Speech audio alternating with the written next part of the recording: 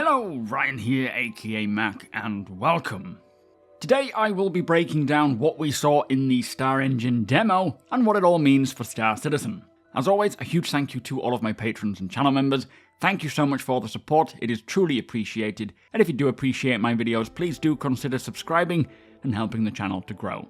So, as many of you may have seen now, CIG released a video highlighting all of the current features and tech that the StarEngine, Star Citizen's bespoke game engine, has to offer and what it can do. Now in this video, I will be breaking down everything we saw in the StarEngine demo, sharing insights into what it is, what it means, and hopefully highlighting certain things that you may have missed. Now I will also point out what is in-game right now, and can be seen if you were to jump into the current playable alpha, and what isn't in-game yet. However, do bear in mind that aside from the creatures and water tech, they did say that everything we see is in a playable state, and much of it will roll out over the course of the next 12 months. Now, of course, if you have been following Star Citizen for as long as I have, then you will likely know about all of this stuff, but I get the impression that a lot of people might be new to Star Citizen, especially after big content creators have been reacting to these videos. So if you are new, I hope this will clear up a few misconceptions about the game and answer some of the questions that you might have had. So with that said, let us get into it. Now the demo opens up with a conductor character, which is used to show off the new Starcloth and Starhair tech, which is Star Citizen's new technology that realistically simulates cloth-type materials in a physical manner, having clothing and other materials reacting accurately to character movement, objects in the environment, and things like wind. Plus, the new hair physics, which both of them are very impressive and certainly worth checking out the character panel from CitizenCon, which is on the official Star Citizen YouTube channel. So as the conductor conducts, she is bringing forth the Stanton system, which is the current system available in the persistent universe, being the playable alpha, consisting of 4 planets and 12 moons, all fully explorable from the depths of space to, say, a blade of grass on the planet, seamlessly, with no loading screens. And I want to drive that point home here, as it seems people really can't believe this, but Star Citizen has 0 loading screens, aside from when you first launch into the game, of course. And in the bottom left-hand corner of the screen, you will see a list of all of the technology they use to make this possible. Now, the first planet we visit is called Microtech, which is owned and operated by the mega corporation of the same name, passing by the low-orbit station, which is called Port Tressler, and this is a physical space station with a large interior offering many amenities. And as we head down to the planet's surface, you can see that the climate of this planet is very cold, which helps to keep in line with the law of the company being a tech giant, requiring the cold temperatures to keep their servers cool.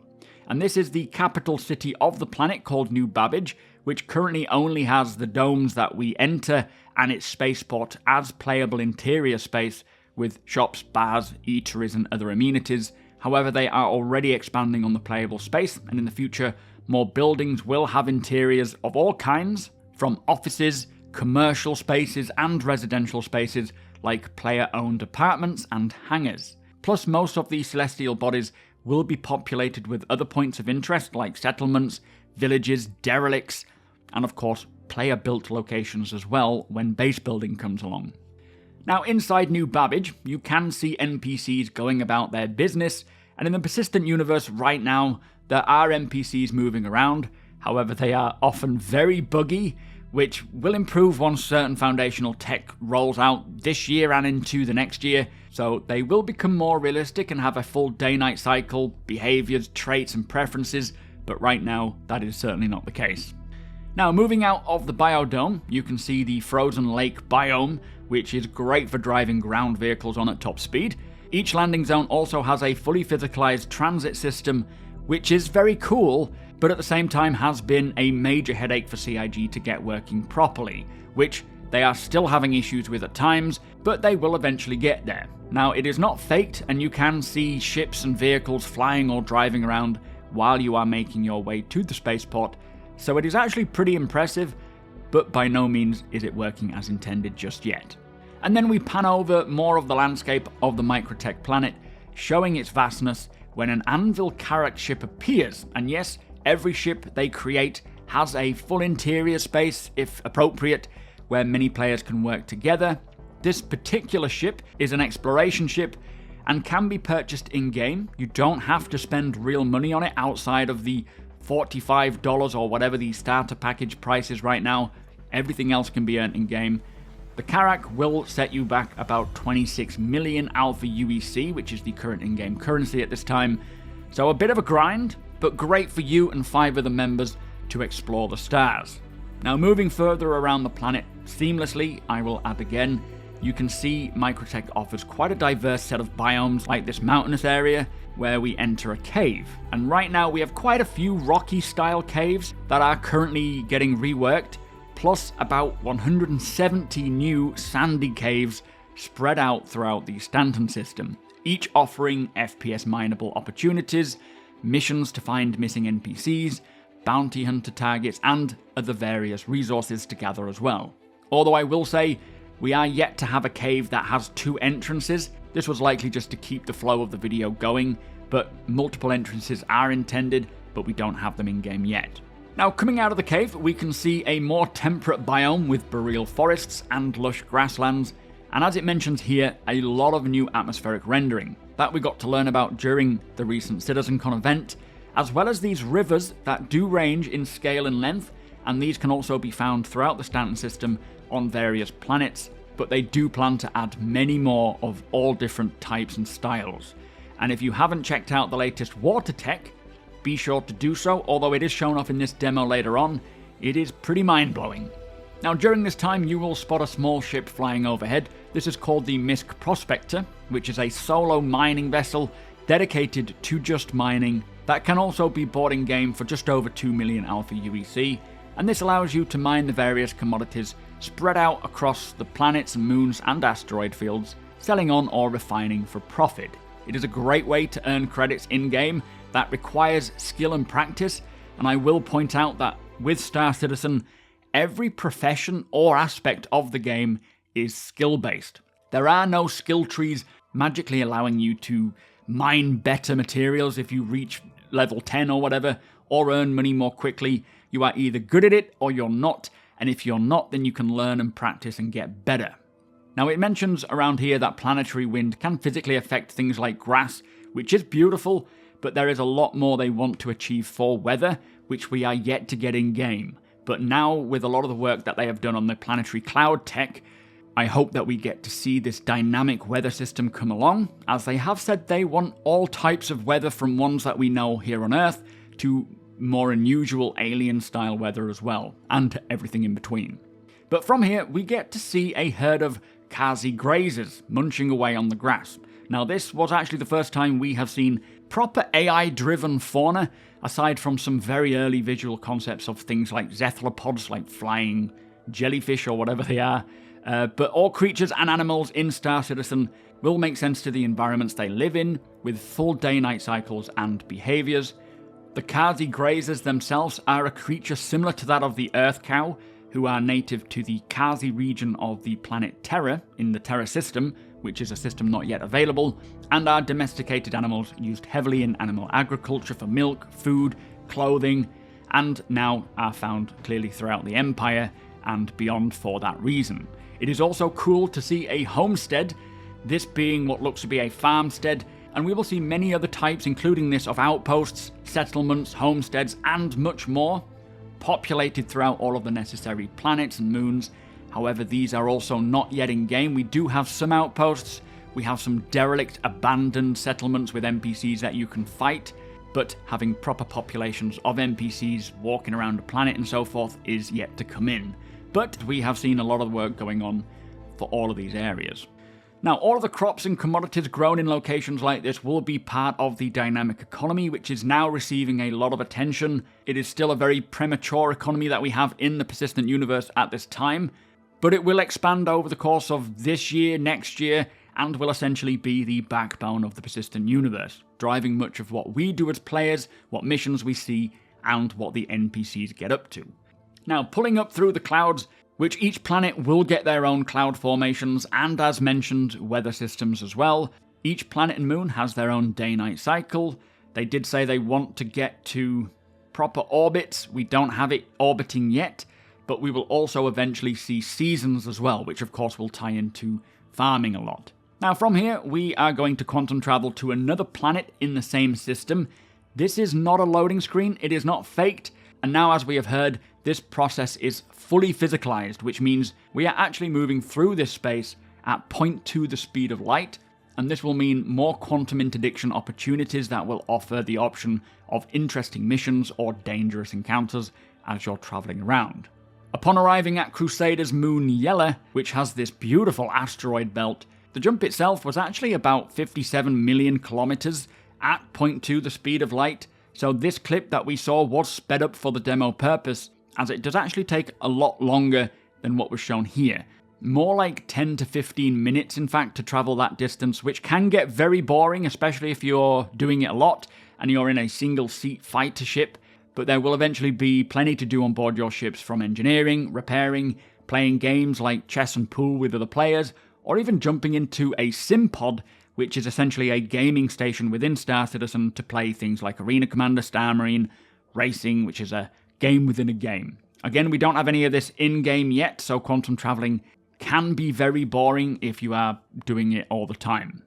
But we do push onto the gas giant of Crusader, which is owned by the shipbuilding mega corporation Crusader Industries, and their capital city Orison, which is a floating city within the gas giant's clouds.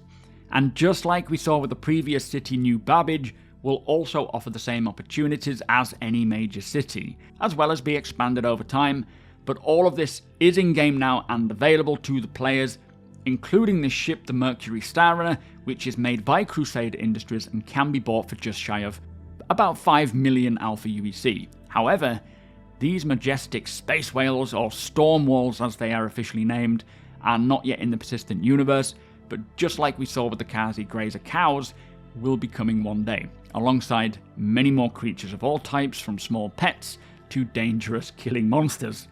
And they will have gameplay tied to them as well. Now from here, we push out of Crusader and quantum travel to a jump point. This is the Stanton Pyro jump point, which connects the Stanton system to the Pyro system, and the location itself is available in-game right now. However, going through it and entering the Pyro system is not. This system is going into testing on the 31st of October, and will look to release sometime, most likely in 2024, hopefully early on. But this jump is also fully seamless. They don't use loading screens, and you will need to guide your ship through in some fashion. But as you arrive in Pyro, you will see one of, I think they said 26 new space stations to be found in this system.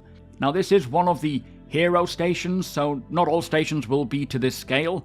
I think around 4 or 5 of them will be, but this station is currently under the ruling of a gang called the Rough and Ready. Moving inside, you can see the style is very cool, but also very ominous and dingy, and seeing the Rough and Ready gang members showing off the new melanin tattoo tech for the first time. These tattoos represent their rank within the gang, and it also shows what is coming for player customization, but it was mentioned that if you do jobs for this gang and you build up your reputation with them, you can earn these tattoos as you rank up as a member of the gang and get them applied, which is pretty cool. And this is just one gang of many. There will be many other gangs around there, each with their own rule set and so on and so forth. But touring further through this station, if you work up your rep with the gang, you will get access to more exclusive areas. The station also offers derelict sections, many primary, secondary and tertiary routes with crawl spaces and secret locations that present the player with options on where to go, as these locations will also offer a ton of missions. Its exterior is pretty incredible, and as mentioned, just one of many that you will be able to visit once the Pyro system is released to the persistent universe, each offering missions with plenty of stuff to do. Now, we then head off and arrive at Pyro 3, which is a beautiful planet in the Pyro system with more shots of the atmosphere and lighting updates and clouds. And do bear in mind that the star of the Pyro system often flares out, and these flares can be very damaging to your ship. I did see someone playing a demo of this Pyro system where it knocked them out of quantum travel and sort of shut down their ship for a few seconds before having to reboot. Now this will apply damage, it will be quite dangerous. You get a warning when it's about to happen and you can try and find cover, but I think it is going to be quite a unique experience traveling around Pyro, maybe hopefully having clothes as well to protect yourself from that, which is a very nice addition. Anyway, from here we can see the Aegis Reclaimer multi-crew salvaging vessel, for those who like to break ships apart. This ship was heavily inspired by the Alien franchise, as you can probably tell from its interior, and is also in-game and purchasable in-game for around 15 million UEC. And right now, in the Persistent Universe, you can use it with your friends to scrape materials off of the hull of other ships.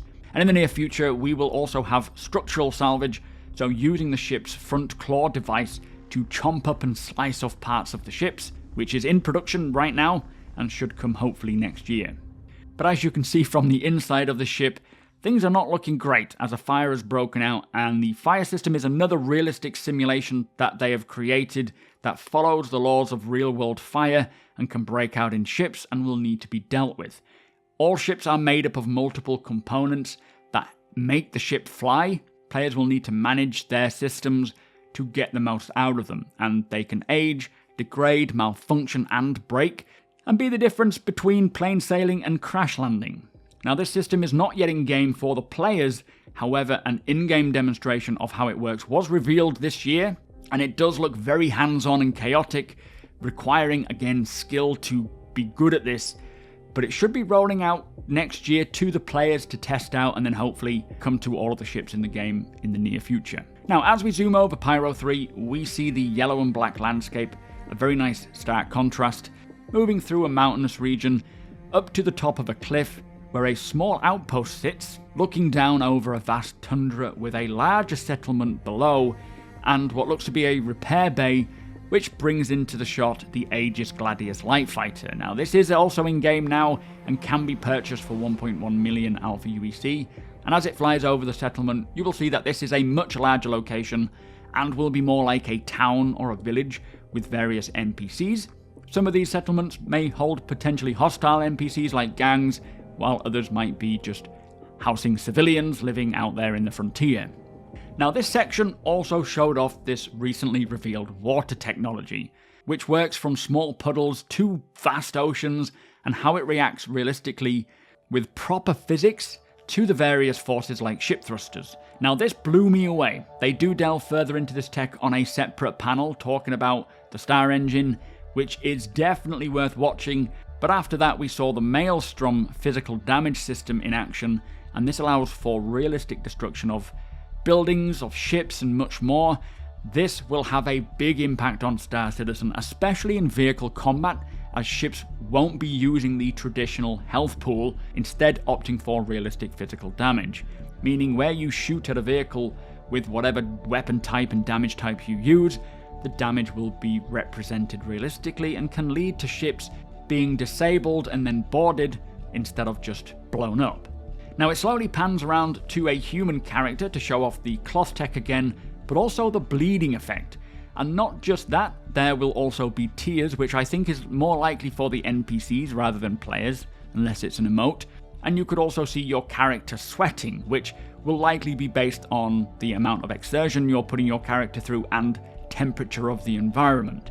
Now, what I love about this new VFX, aside from it looking cool and interesting, is that it is systemic and ties into the actor status system, meaning things like medical gameplay can utilize this, offering a lot more beyond just beams or stabbing yourself with a med pen, which is what we currently have in game. But as we found out, hygiene will eventually play a role in Star Citizen, with you potentially getting diseases or NPCs reacting to you for being grubby, allowing you to shower, missing out on certain missions or opportunities perhaps. And the dirt will also apply to other things like clothing, armor, weapons, and over time could cause weapons to misfire if they are not maintained or cleaned or just left out in the open. From here, the camera then quickly pans right out above the clouds and back into space to complete the demo. Now, that was the StarEngine demo, basically showing off the current tech and tools available to CIG, with much of what we saw rolling out to the Persistent Universe over the next 12 months and beyond. And now that the single-player campaign, Squadron 42, is feature complete, I will do a similar run-through of the video we saw showing off Squadron 42, as I know there's a lot of confusion about what Squadron is, what Star Citizen is, how they relate. and trust me, you won't want to miss out on that video, but many of the devs and the work that they did for Squadron 42 is already coming over to the persistent universe as well, meaning the PU will start to expand at a much quicker rate from here on out. Now, this demo was a great way to show off not just what is possible with the engine, but also what we have now and what to expect soon. So if you are interested in Star Citizen, but not sure whether you want to buy into the alpha and play it, then I hope this has cleared up some questions you may have had. By all means, come and hang out in one of my streams over at twitch.tv/supermacbrother. I often play the game so you can see how it works, how it runs, and you can ask any question you have there, as I will be able to delve much deeper into answering the question than I can here on YouTube. But I can assure you, even if playing the alpha is of no interest to you, Star Citizen is worth paying attention to, as they are redefining the gaming industry and setting a whole new standard. But with that said, I hope you enjoyed this video, and I hope it helps to shed a bit more light into what Star Citizen is. And if you do appreciate my content, please do consider subscribing. Also, hit that thumbs up if you don't mind, does the channel a big favour, and tick that notification bell if you would like to be notified when my videos go live. Again, a huge thank you to my patrons and channel members for making these videos possible. Thank you for watching, and I'll see you in the next one.